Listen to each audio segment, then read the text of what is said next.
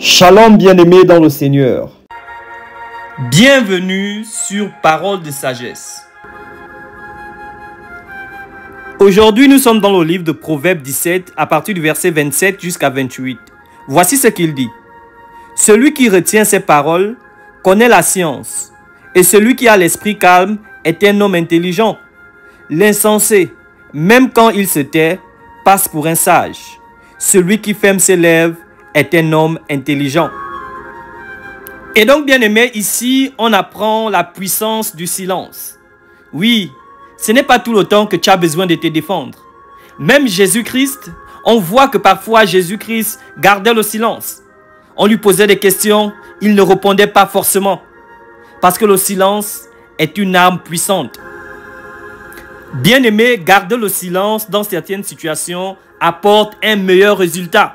La parole de Dieu nous dit, l'insensé, quand il se tait, il paraît pour un sage. Parce que garder le silence est vraiment une vertu du ciel. Quand tu dois te défendre, quand tu dois répondre, mais toi tu décides de garder le silence. Jésus-Christ sur la croix a décidé de garder le silence. La seule chose qu'il a dit, c'était « Père, pardonne-leur, car ils ne savent pas ce qu'ils font. » Et la parole de Dieu nous dit, celui qui ferme ses lèvres est un homme intelligent. Beaucoup de situations pouvaient se régler en gardant le silence. Mais des gens ont décidé d'ouvrir la bouche et à gaspiller plusieurs relations.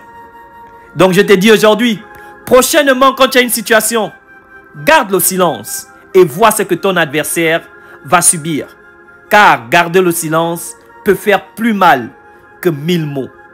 Père éternel, merci pour ta force, merci pour ton esprit. Merci de nous rappeler l'importance de parfois garder le silence quand on peut se défendre, quand on peut parler. Car la parole de Dieu dit, à moi la vengeance, à moi la rétribution. Père éternel, nous voulons laisser tout entre tes mains, afin que toi qui es le juste juge, tu puisses juger. Aide-nous, Père éternel, à garder notre langue et à être des hommes sages et intelligents.